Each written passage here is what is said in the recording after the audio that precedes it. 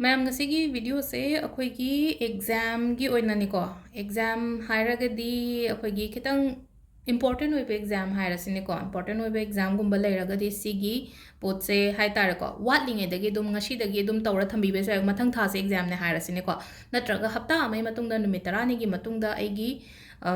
paper natraga aina thadori be entrance ni khang de mains ni khang de ko haidi job gi gi oiraga so adum bada loina use to we ko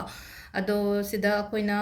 chi ma katang lobira se ko dum diary gumba manung da ira shwe ko ka shugai de ko adu na tabida hadi just plain paper am lawraga ira shwe natraga ishagi diary do hadi kanam tana shok taba ko taba ai khatang na use to boy taraga ishagi diary du da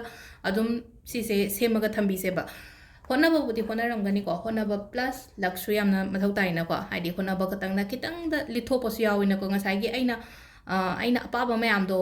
dawya dana hangak pa questions kumba do hai tare ko hadi si aina ngasai aina nahan dagi hona rei ba syllabus ta kari da para ko mayam do loina ma gyawra aga di hadi question do nungai na ko adum ba mayam do mating oide na ko hadi aina pa gi ba mayam do hadi loina lak pa na da out of the syllabus kumba ga lak ta ba hai tare ko adum ba da mating oina ba gi da mak ta ni ko adu sida aham ba ko circle ani khatang sem se ba ko circle ani ai pencil oina lawre ko hadi sum kolom na direct yek pa do khatang phaira ga de na ko ado aham ba da ko circle macha ma khatang yek pira se ko duka mathakta circle amaga ko phaigera ka shukai de ko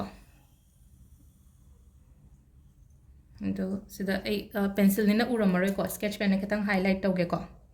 blue gumba kai gumba na dum use to be ko ado aina sena sena sena purple color ne ko ado blue pen gumba kai gumba du maina use to be sketch lawri sena hadi kitang una ba aina to bane no manung ki circle leire ko matha ki circle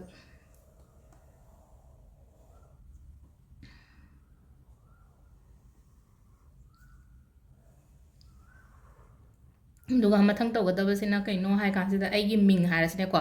angang dugi ming natraga isha gi ming haidi angang gumba kai gumba lapna legi boy taraga di parents na kaina tobi be ai ko sigi pot se ai icha gi damakta ina tobi ba kai ba kemta leite ko adonga sai gi tha ga dori ba angang dugi maming di oni ibi ga da ko icha gi maming hai tare ko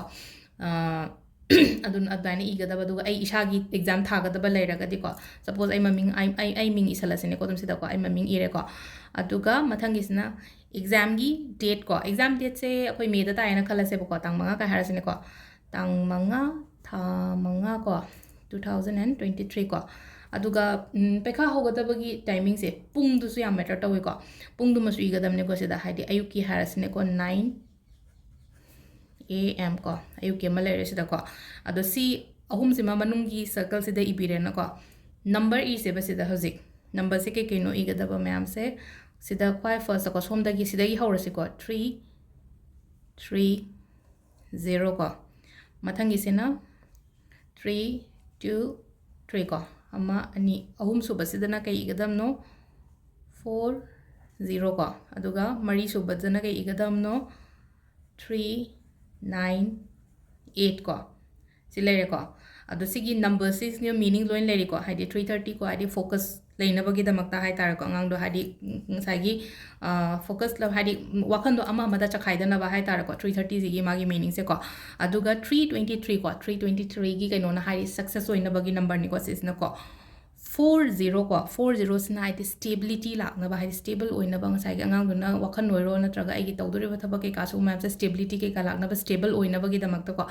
aduga 398 na ko confusion gumba later na bani ko hadi confusion create tawda na ba ngasai tawringai manung da ko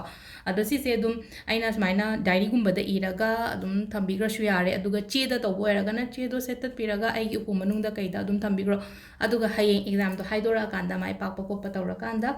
adugi che do akoina burn taw thokera akoina adum mangani ba mong da mangan gi ai ko discard to gera lang thoki gera ka shukai de po to oira kanda da di ko ado sisi ma tawbiro hadi exam hadi important exam thagadaba ngai gi oina haraga di ko do makha taba videos amu ai share tawjara ge ko na ko thank you